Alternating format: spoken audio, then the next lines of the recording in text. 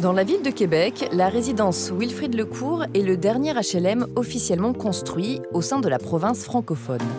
Sa particularité, depuis près de 20 ans, la résidence accueille des personnes âgées en faible perte d'autonomie. Les appartements sont réservés aux 55 ans et plus, pour seulement 25% des revenus des locataires. Ruth, 73 ans, vit en HLM avec son mari Normand depuis 30 ans.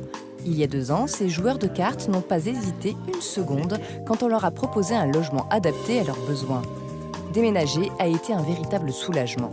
On est parti de Bourg-la-Marque parce qu'on avait un 2 étages et on ne pouvait plus monter les escaliers. Donc, il nous a été offert de venir ici et puis nous avons accepté.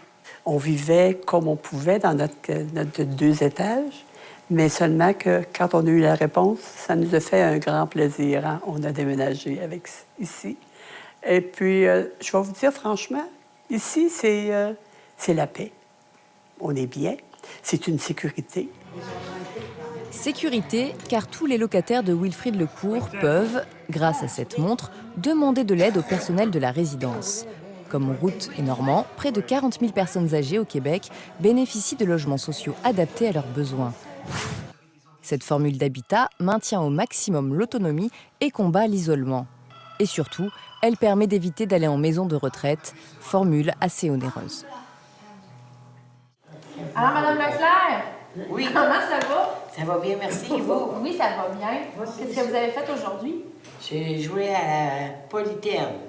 À la poule. Polyterne. La poule. À la poule. Et qu'est-ce que c'est? C'est un jeu de cartes. Il faut faire des levées. OK. On a joué à cartes. En vieillissant, on peut avoir certains besoins, certaines pertes, mais de là, être obligé d'aller habiter dans un centre d'hébergement de longue durée, par exemple, au moins ici, ils peuvent encore là, profiter là, d'activités, de rencontrer des gens, d'avoir des services, des organismes qui viennent aussi à l'intérieur de la résidence offrir des ateliers.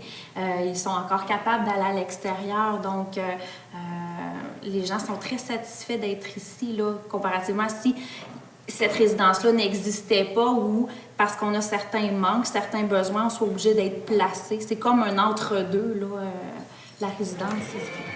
Et cet entre-deux ne coûte pas beaucoup plus cher que l'entretien d'un immeuble HLM classique.